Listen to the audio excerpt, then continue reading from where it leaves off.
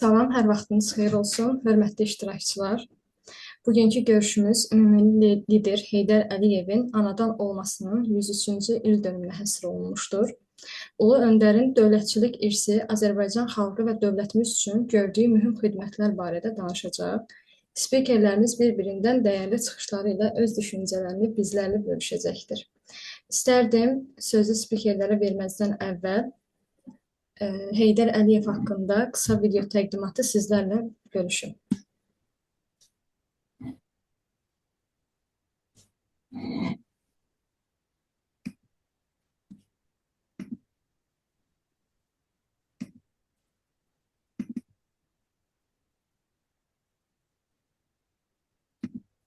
Üzr istəyirəm.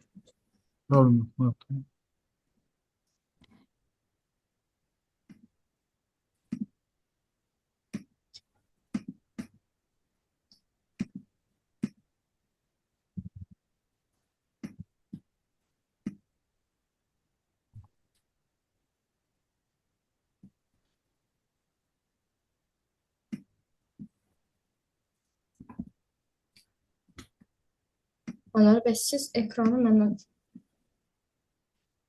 postu vermişsiniz. O sizsiz. Azərbaycan mənim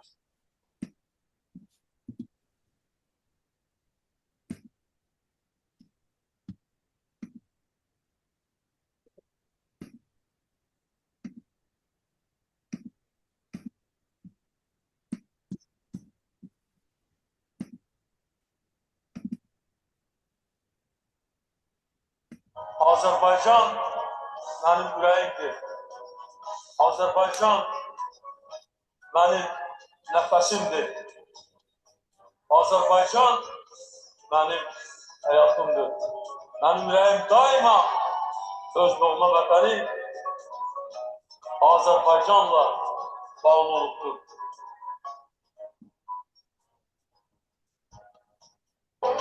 Sən elə bir zirvəsən, küləklər neyləyəcək? Dünənim bugünümsən, səninlədir gələcək. Nə qədər Azərbaycan, nə qədər bu millət var, Heydər xalqım deyəcək.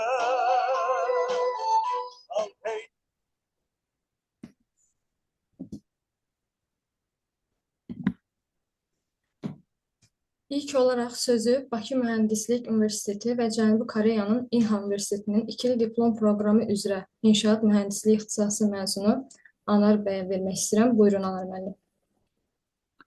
Salam, hər vaxtınız xeyir olsun, hörmətli konferans iştirakçıları. Hər birinizi xoş gördük.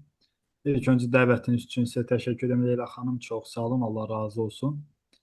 Və bu günlərdə ölkəmizdə Heydər Əliyevin anadan olması 103-cü il dönümü ilə bağlı silsilə tədbirlər keçirilir. Siz də bu ərəfədə bu mövzunu ələ aldığınız üçün də ayrıca sizə minnətdarlığımı bildirirəm. Leyla xanım da vurğuladı ki, mən Anar Rzayev, Bakı Mühəndislik Universiteti ilə Cənubi Koreya Universiteti arasında icra olunan ikili diplom proqramından İnşaat Mühəndisliyi ixtisası üzrə təhsil almışam, məzun olmuşam. Yəni mən sahəm tarix, siyasət və yaxud hüquq, yəni bu sahələrdə təhsil almamışam. Onun üçün Heydər Əliyev belə deyim, irsinə bu aspektlərdən yanaşa bilməyəcəm.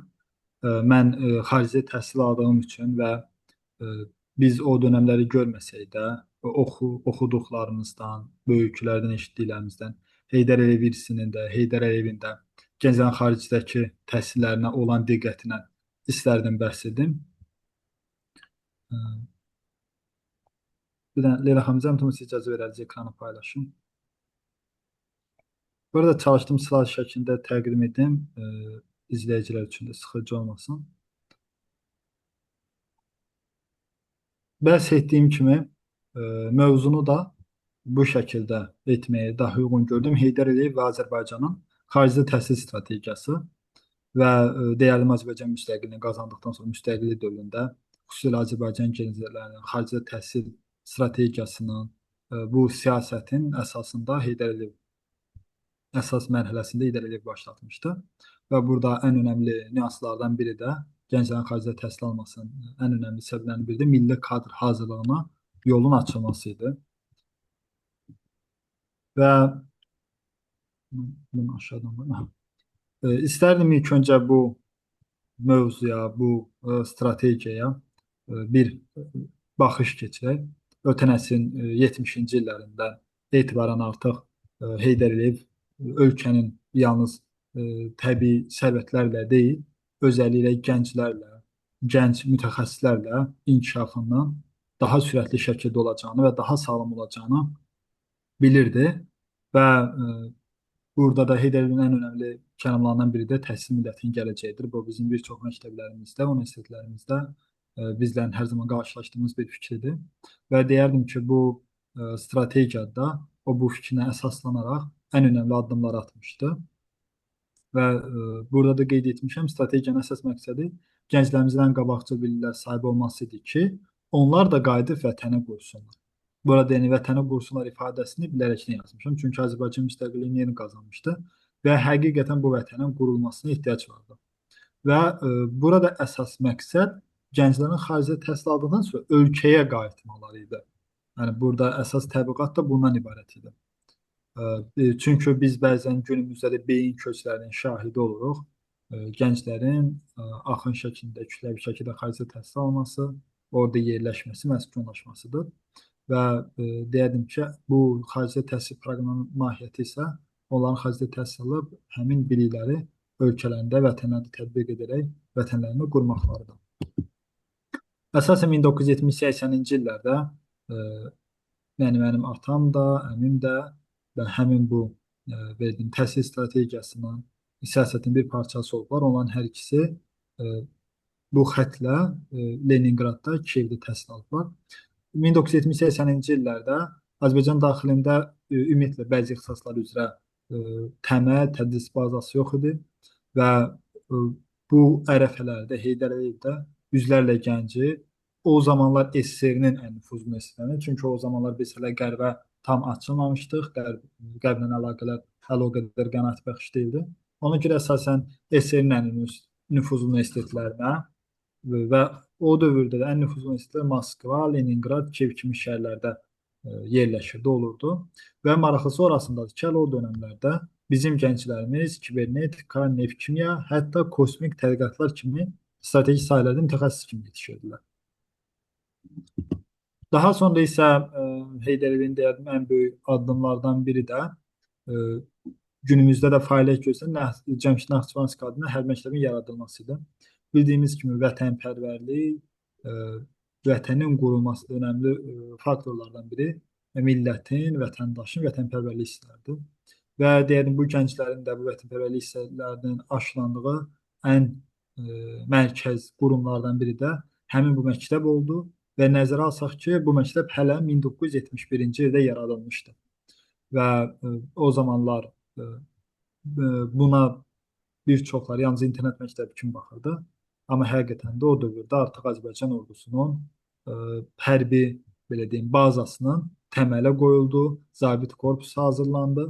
Bu gün də qazandığımız qələbələrdən məktəbi yetirmələrindən payı bəssizdir.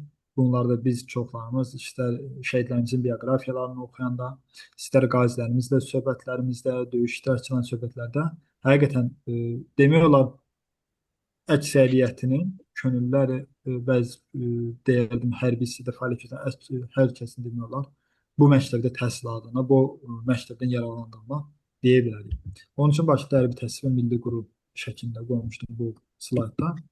Daha sonra isə biraz öncə bəhs etdim. O zamanlar bizim qərbə çıxışımız yox idi. Var idi təbii ki, amma yəni təhsil sahəsində o qədər irəli gedə bilməmişdik. Yalnız SSR tərkibində olan nüfuzlu universitetlərdə təhsil almaq şansı yaradılmışdı. Amma təbii ki, müstəqilliyə qazanıldıqdan sonra biz yeni mərhələyə qədəm qoyduq. Artıq burada təhsil coğrafiya sahəmiz genişlənmişdi. Burada artıq Londona, Parisə, Nyu-Yorka ən yaxşı təhsil ocaqlarına tələbələrin təhsil almağa yönləndirilməyə başlanılmışdı. Və deyərdim ki, bu da günümüzə qədər davam edir və bu da Azərbaycanın beynəlxalq dünyaya açılan ən önəmli pəncərəsidir.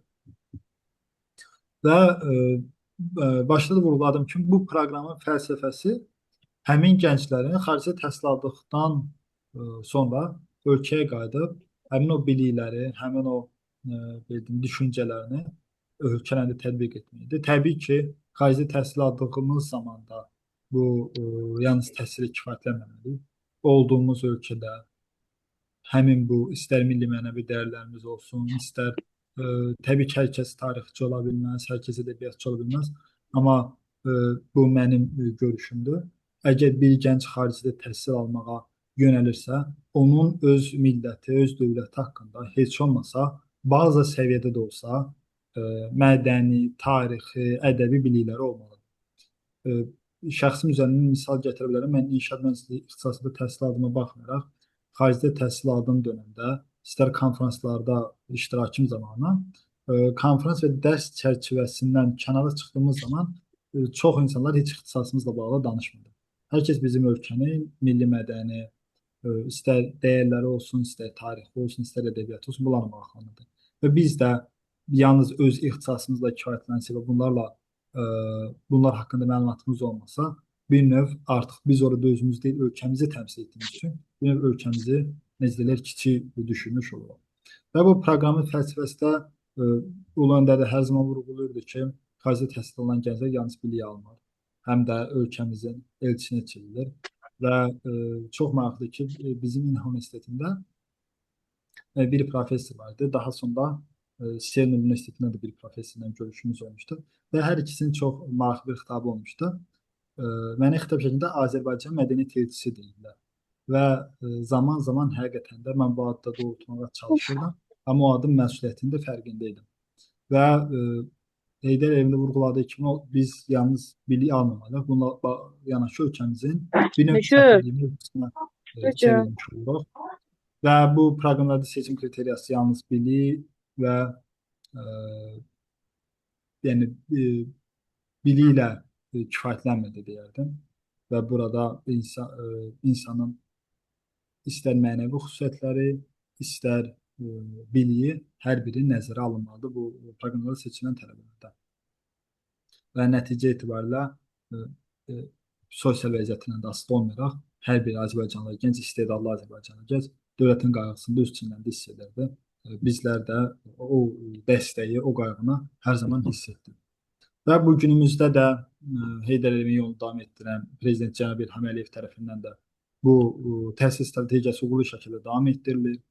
Qara qızıl insan kapitalına çevrilir şüarı da bu strategiyanın ən belə deyim, önəmli müasir təzahürlərindəndir. Və bizim proqramımız da 4 illik proqramıdır, Cənubi Koreyada olan. Və bu proqramlar da həqiqətən bizlərin istər intellektual səviyyəsində, istər dünya görüşümüzdə necə inkişaf mərhələsi olduğunda ən bariz nümunəsidir. Və yekun olaraq demək istərdim ki, Heydər Əliyevin təhsil strategiyası həqiqətən də zamanı qabaqlayan bir hərəkətidir. O həqiqətən də gəncliyə güvənirdi. Gənclik də bugünkü Azərbaycanı ayaqda tutan ən önəmli faktorlardan biridir və düşünürəm ki, günü-gündən də bu inkişafı, istər bu dünya arenasındakı yerimizi biz gənclər olaraq daha da yüksəldəcəyik. Və qısaca təhsilimdən bəhs etmək istəyirəm. Koreyada olduğum zaman ən önəmli deyəlim konfranslardan birisi Koreyanın bir nömrəli universiteti olan Seul Universitetində iştirak etdiyim konfrans oldu. Və maraqlısı burasındadır ki, bu konfransa mənim inşaat mühəndisliyində təhsil almağıma baxmayaraq bu konfransa dəvət olundum. Və bu konfrans isə Koreya ədəbiyyatının gələcəyini Avrasiyada tapmaq. Üzr istəyirəm. Avrasiyada eyni mənaya gəlir. Avrasiyada Koreya ədəbiyyatının gələcəyini tapmaqdır. Və bu konfransda tək Azərbaycan olmaq şərəfinə nail oldum. Və bu konfransda bir bariz nümunəsidir ki, biz yalnız öz ixtisasımızla kifayətlənməməli, ölkəmiz, dövlətimiz, millətimiz haqqında da ən azından bazı biliklərə sahib olmalıyıq. Və daha sonra təbii ki, biraz öncə dedim, biz ölkəmizin, dövlətimizin qayğısını da hiss edirik. Mən bura bir sıra paylaşımları qoymuşam. Çünki orada qazandığımız hər bir uğurumuz, mən yalnız burada Instagram səhifəsindən screenshotlar qoymuşam. Xəbər saytları, digər sosial şəbəkələrdə paylaşımlar da var. Ölçü baxımından bu daha uyğun oldu. Və orada qazandığımız hər bir uğur bizim universitetimiz tərəfindən, rəhbərimiz tərəfindən yüksək qiymətləndirilirdi, paylaşılırdı, təltif olunurdu. Burada Türkiyə Cümhuriyyəti səfirində iştirak etdiyimiz tədbirlərdən örnəklərdir. Çap olunan məqalələrimizdən, daha sonra həmin proqram məzunu olan e, inşaat mühəndisliyi kimi təqdim olunduğum bir paylaşımda. Daha sonra orada e, uzun illərdən sonra deyərdim, ilk dəfə Xocalı soyqırım sempoziumu keçirməyə nail olduq və bu həmin sempoziumun, yəni ilk keçirilən sempoziumdan görüntüdə bizim cənab səfirimizin iştirakı ilə. Daha sonra bildiyimiz kimi Azərbaycanda multikulturalizm siyasəti dövlət siyasətidir və bir xoş xəbər də paylaşmaq istəyirəm ki, artıq 2024-cü ildən etibarən Cənubi Karolina Universitetində Azərbaycan multikulturalizm ixtisası tədris olunur və həmin ixtisasın tələbələrinin bir növ bizim diplom işlərini biz Azərbaycan multikulturalizm günləri başlığı altında həyata keçirdik. Daha sonra təbii ki, olduğumuz məkandan, yerdən asılı olaraq heç vaxt şəhidlərimizi də unutmuruq. Bu da Koreyada İkinci Dünya Savaşında Koreyaya yollanmış Türk əsgərlərimizin, şəhidlərimizin uyuduğu xiyabanda, oranda ziyarət etməyə özümüzə borc bildik. Çox uzun danışıb sizləri yormaq istəmədim. Ümid edirəm ki, sizləri yormadım çıxışımla. Diqqətiniz üçün təşəkkür edirəm. Leyla xanım, bir daha dəvətiniz üçün minnətdaram. Var olasınız. Çox sağ olun. Allah razı olsun. Çox sağ olun Anar bəy, dəvətimi qəbul etdiyiniz üçün ayrıca təşəkkür edirəm. Araşdırmalarınız, məlumatlarınızı bizlərlə bölüşdüyünüz üçün minnətdaram. Çox sağ olun, var olun. Buyurun, xoşdur hər zaman. Növbəti çıxış üçün sözü Azərbaycan Dövlət Pedaqoji Universitetinin İbtidai sinif müəllimliyi və Mingəçevir Dövlət Universitetinin İbtidai siniflərdə tədrisin metodikası və metodologiyası ixtisası məzunu Ayşə Məlikzədə. Ayşə xanım, xoş gəlmisiniz. Buyurun. Salam, axşamınız xeyir olsun. Görüş iştirakçılarını hər birini salamlayıram. Çox xoş oldu ki, belə bir görüşdə məni də dəvət etdiniz və mən də bu görüşdə iştirak hüququ qazandım.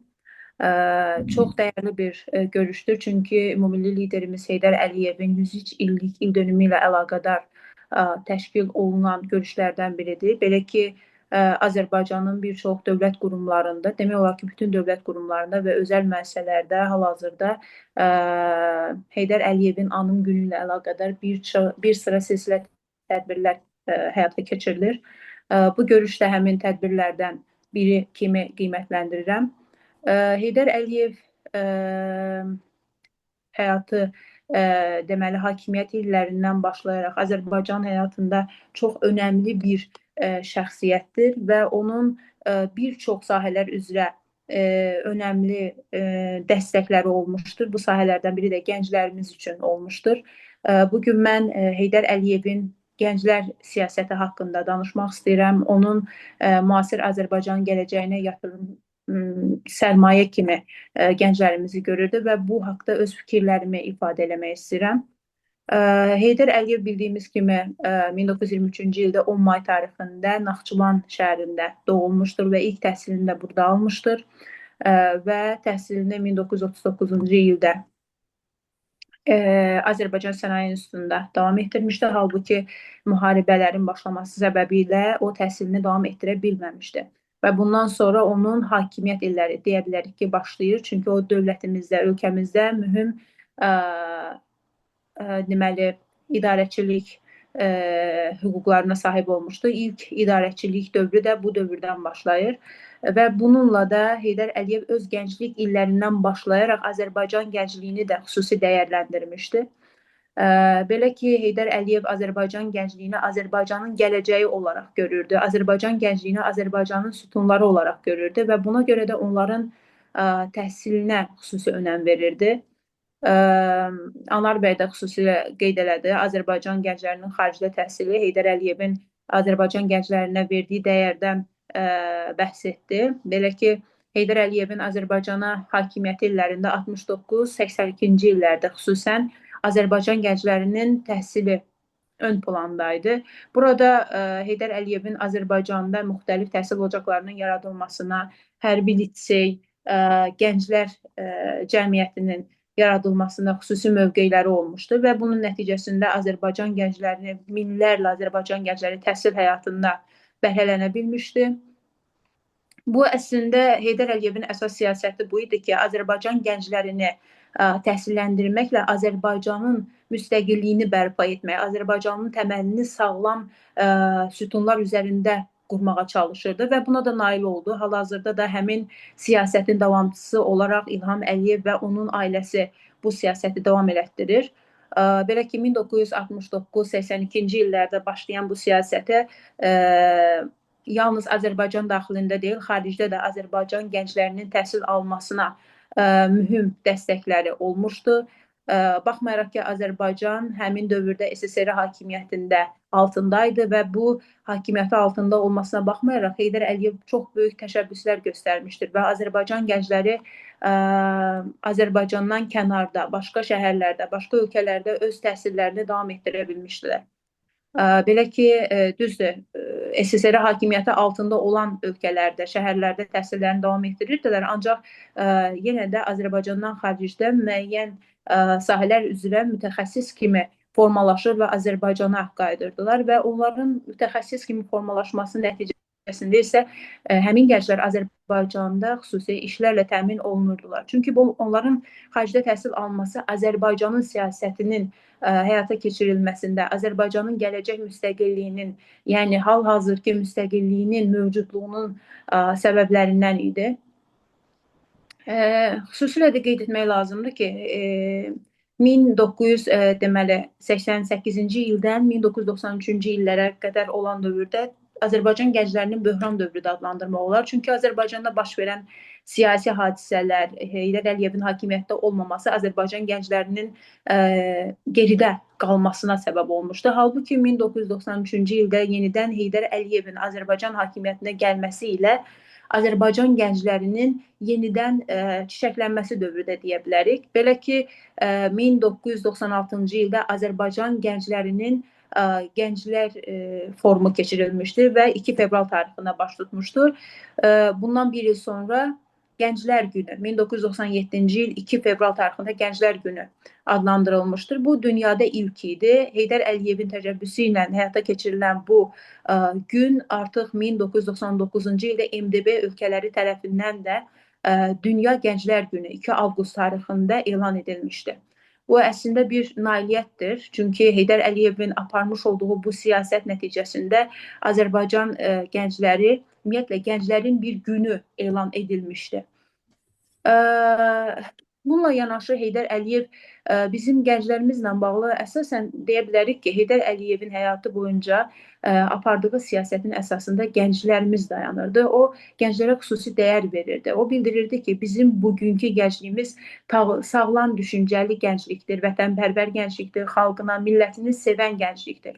Gənclərimiz mükəmməl təhsil almalıdır, həyatı dərindən öyrənməlidir, dünyada gedən prosesləri bilməlidir. Gənclər bir istiqamətli yox, geniş şəkildə məlumatlar almalıdır ki, dünyadan, bütün proseslərdən, siyasətdən, iqtisadiyyatdan agah olsunlar. Bu isə əslində yalnız gənclərin şəxsi inkişafı deyildi. Bu, ölkənin inkişafı olaraq adlandırılmalıydı. Çünki bizim həmin dövrlərdə olan siyasi problemlərimizin yalnız çıxış yolu kimi ümumilli lider gənclərimizin təhsillənməsi və inkişafını ön planda görürdü. Bununla yanaşı Heydər Əliyevin 1993-cü ildə Azərbaycan hakimiyyətinə yenidən gəlməsi ilə o Azərbaycan gəncləri ilə yenidən görüşmüşdü. 22 sentyabr 1993-cü il tarixində Azərbaycan gəncləri ilə görüşündə o gənclərə belə bir ifadə işlədir. Deyir ki, Azərbaycanın bugünkü gələcəyi bütövlükdə sağlam düşüncəli gənclərdir. O, hər zaman gəncləri xüsusi olaraq vurğulayırdı. Həmçinin hal-hazırda Heydər Əliyevin ölümündən sonra da onun siyasəti davam etdirilir və hal-hazırda da Azərbaycanda gənclər üçün xüsusi təhsil proqramları həyata keçirilir. Bu təhsil proqramlarından biri də Heydər Əliyevin adı ilə bağlı olan Heydər Əliyev adına təhsil qrantıdır. Bu proqram nəticəsində tələbələr, xarici tələbələr Azərbaycanda təhsil ala bilər və Azərbaycanlı tələbələr də xaricdə təhsil ala bilər. Bu qrantın əsas ilkin nəticəsi nə idi? İlk olaraq 100 tələbənin təhsil alması idi və hal-hazırda isə artıq tələbələrin sayı artmış və 500-ə çatmışdır. Ümumilikdə Azərbaycan Respublikası öz müstəqillik illərindən başlayaraq gənclərimizə xüsusi dəyər verir və gənclərimiz hal-hazırda bizim müxtəlif sahələrdə Azərbaycan bayrağını ucaltmaqda davam edirlər. Bu isə yüksək təhsilin gənclərə verilən dəyərin göstəricisidir ki, onlar da Azərbaycanı belə gözəl qürurlandırırlar. Çıxışım bu qədərdir və qısa da olsa Heydər Əliyev haqqında öz fikirlərimi belə ifadə eləməyə çalışdım. Çox sağ olun Ayşə xanım. Siz sağ olun, təşəkkür edirəm. Minnətdaram. Həqiqətən fikirlərinizi gənclərə, bizlərə, iştirakçılarımıza çox gözəl ötürdünüz. Allah razı olsun. Dəvətimi qəbul etdiyiniz üçün ayrıca təşəkkür edirəm. Çox sağ olun, mən təşəkkür edirəm. Minnətdaram sizə. Çox sağ olun. İndi isə digər çıxışımıza vermək istəyirəm sözü. Azərbaycan Dövlət Pedaqoji Universitetinin Şamaxı filialının Azərbaycan dili və ədəbiyyat müəllimliyi ixtisası məzunu Səbinə Qaziyeva. Səbinə xanım, xoş gəlmisiniz. Buyurun. Xoş gördük. Mən də öz növbəmdə salamlayıram hər birinizi və digər qonaqlarımızı. Dəvətiniz üçün bir daha təşəkkür edirəm Leyla xanım. Əslində, belə deyək, Heydər Əliyev mövzusu elə bir mövzudur ki, bu mövzu haqqında saatlarla, hətta deyərdim, günlərlə danışsaq kifayət etməz. Ancaq mən istəyərdim, digər yoldaşlarımız da əslində geniş şəkildə qeyd etdilər. Təhsil sahəsində həm Azərbaycan təhsilinin və həm də Azərbaycan təhsilinin dünya təhsilinə inteqrasiya olunmasında gördüyü işlərdən danışmaq istəyirdim. Üzr istəyirəm.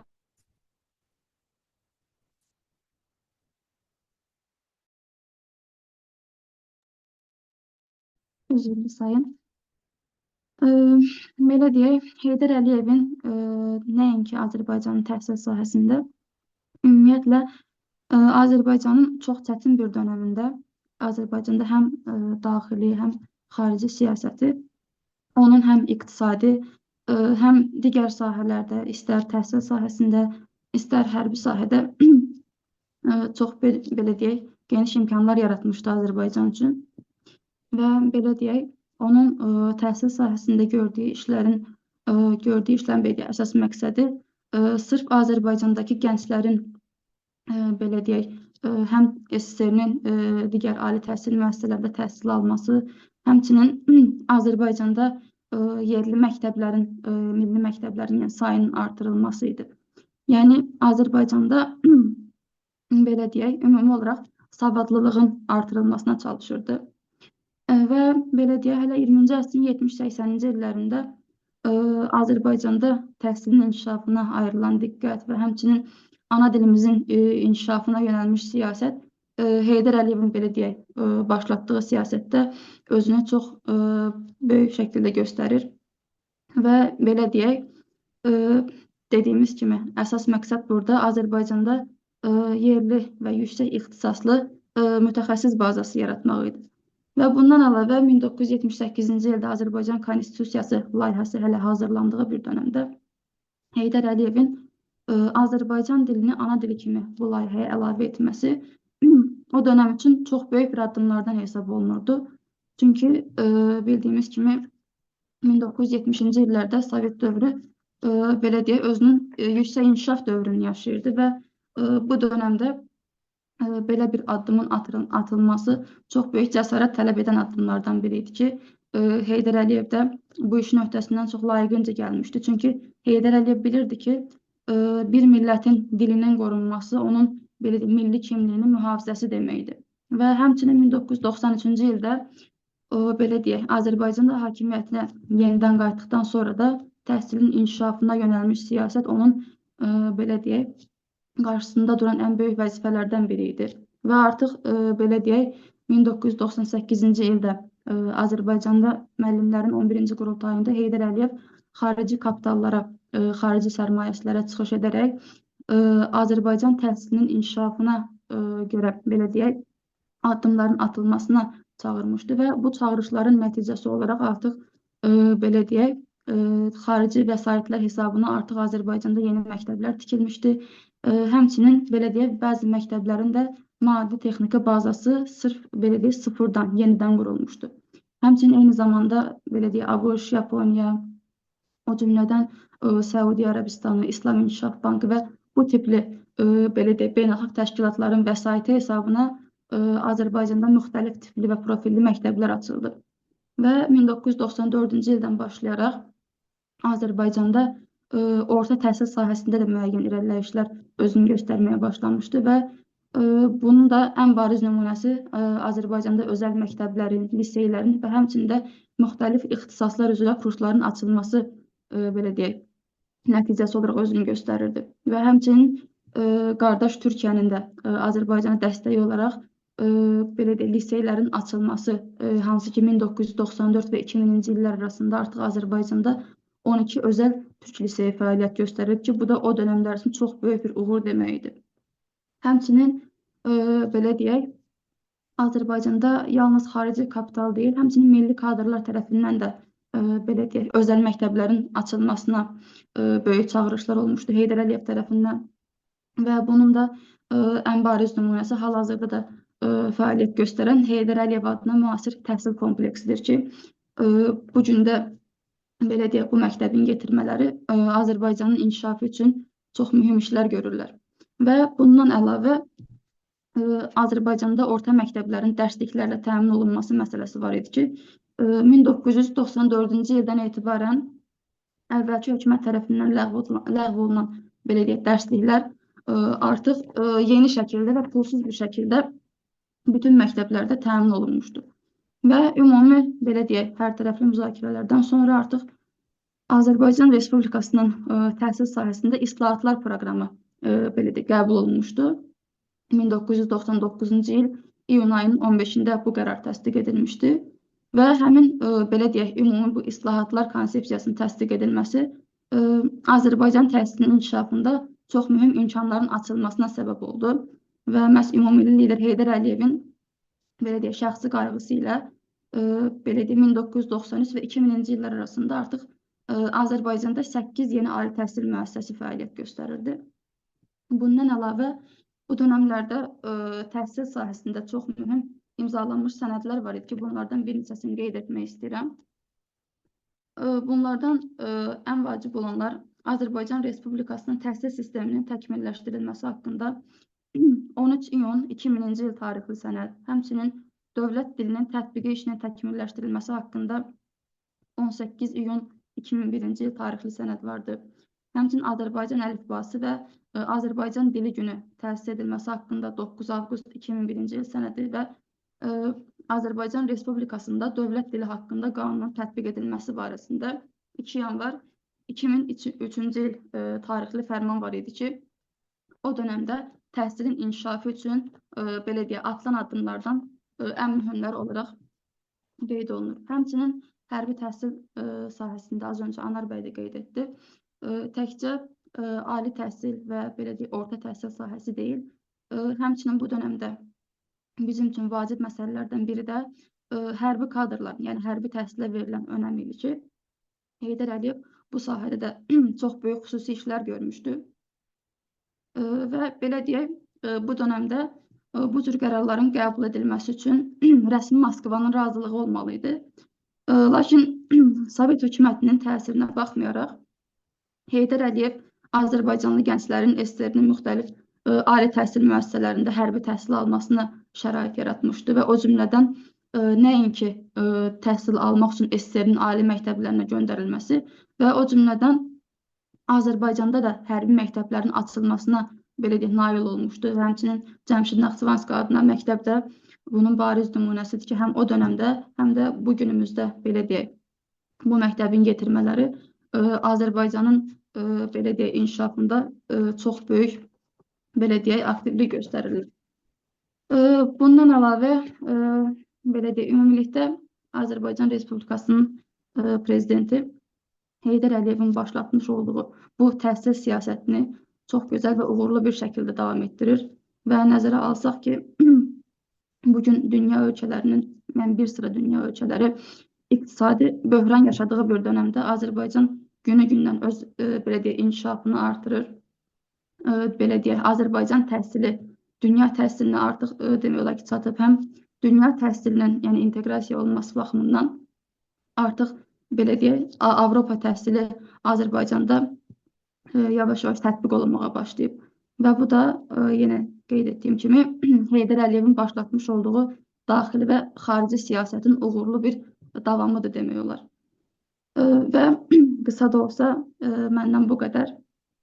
Ümid edirəm ki, hər birimiz üçün faydalı oldu.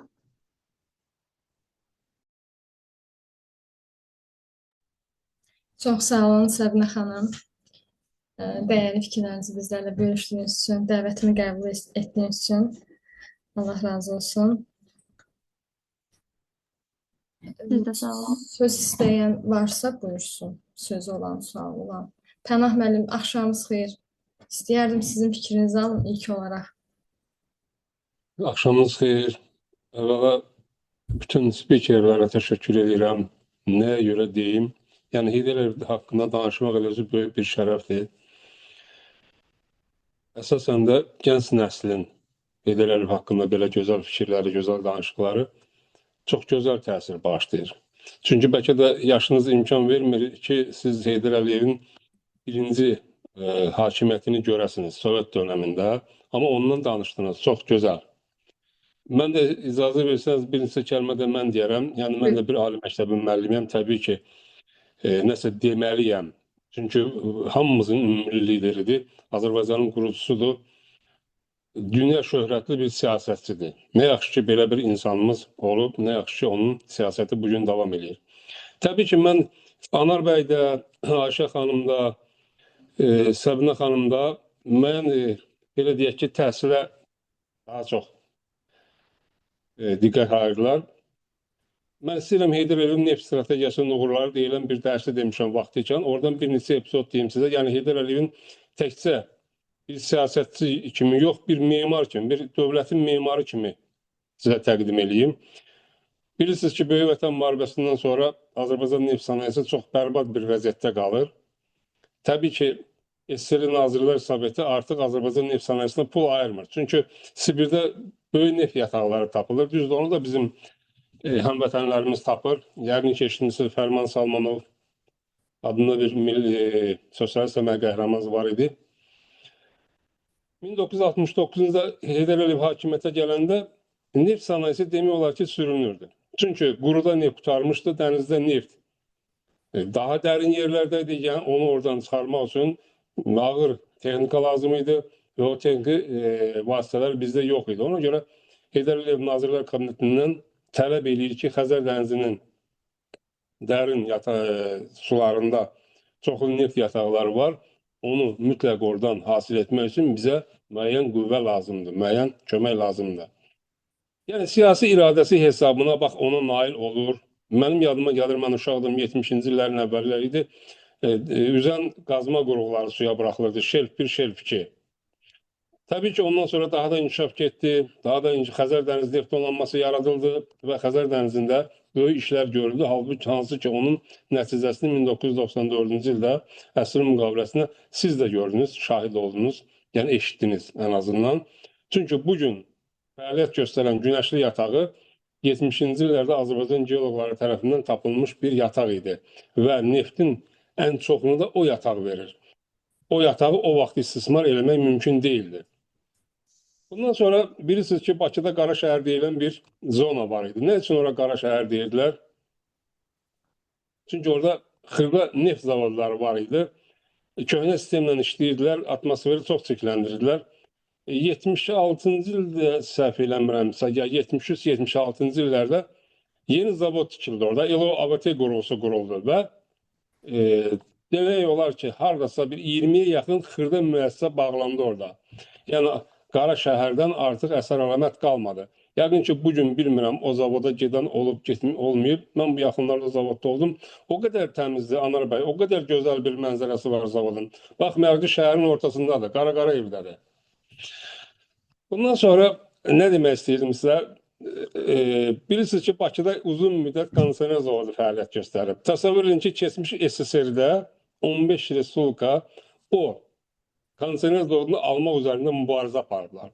Hətta böyük 15 respublikaların böyük sayılan respublikaların biri Ukraynanın birinci katibi, o vaxt Şerbinin idi. O da onu ala bilmədi. Heydər Əliyev onu Bakıya gətirdi. Bir məlumatda deyim sizə, 1911-ci ildə Texas ştatından Azərbaycana xüsusi avadanlıq gətirilir. Bu rotor üsulundan quyu qazmaq üçün. Təsəvvür edirsiniz, Amerikadan Bakıya qurğu gətirilir. Hansı qiymətə gəlir, neçə günə gəlir, necə gəlir. Bugün isə hamınız yəqin ki, Qaradağdan keçəndə görmüsünüz, Bakı Dərin Dəniz Özürlər Zavodu, Heydər Əliyev adına. Heydər Əliyev o vaxt Nazirlər Kabinetindən o vaxtki pul üçün çox böyük pul, 475 milyon pul tələb edir o zavodun tikilməsinə və ona nail olur. Bugün bu zavodda ən azından bilmirəm, təxminən deyərəm, 200 min adam işləyib, heç olmasa evinə çörək aparır və xaricdən heç bir avadanlıq gətirmir. Dənizdə lazım olan qurğuların hamısı orada yığılır. Belə misalları çox gətirə bilərəm, çox deyə bilərəm. Yəni biz o dövrü yaşamışıq, görmüşük. Allah Heydər Əliyevə rəhmət eləsin, çox gözəl bir iş qoyub gedib. Yaxşı ki, onun davamçısı var. Bugün Heydər Əliyevin davamçısı İlham Əliyev. Yəni bugün dünyada mahir bir siyasətçi kimi ad çıxardıb, dünyanın nəhəng ölkələrinin liderləri ona həsəd aparır desəm, bəlkə də doğru deyərəm. Leyla xanım, təşəkkür edirəm. Mən çox danışmayacağım, bu qədər. Yəni Heydər Əliyevin xatirəsi hamımız üçün əzizdir. O bizim üçün belə bir dövlət qoyub gedib. Sağ olun, var olun. Çox sağ olun Pənah müəllim. Həqiqətən sizin hər seminarınızda qatılmanız mənim üçün böyük bir xoşdur. Sevinirəm siz qatılanda, sizin fikirləriniz mənim üçün dəyərlidir, bir ağsaqqalınız kimi. Düşünürəm Sağ olun. hər kəs üçün dəyərlidir. Çox sağ olun bir daha. Kamerası açıq olanlara söz verəcəyim. Xanı Abuşova, xoş gəlmisiniz. Sizə də söz vermək istəyərdim. Öncelikle herkesin akşamı xeyir olsun. Çox təşəkkür edirəm Leyla xanım, mənə də söz verdiyiniz üçün. Və əlavə olaraq bunu vurğulamaq istəyirəm ki, təbii ki, Pənah müəllimin də sözünə qüvvət. Cənab Prezident Heydər Əliyev haqqında danışmaq çox şərəf və qürur verici bir hisdir.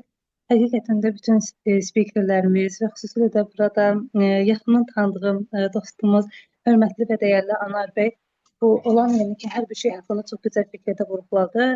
Bir dənə bu sözə əlavə etmək istəyirəm ki, mən həqiqətən də həm Leyla xanımın, həm də ki, dəyərli hörmətli Anar bəyin konferansında hər zaman olduğum üçün çox məmnunluq hissi duyuram. Və Anar bəyimizin də hər olduğu yəni konferans zaten möhtəşəm keçir. Yəni ona əlavə bir söz bilmirəm ki, hansı sözü vurğulayım ki, həqiqətən də o tam yerinə otursun. Həqiqətən də onun dediyi hər fikirlər, yəni belə deyim ki, hər kəs üçün çox önəmlidir.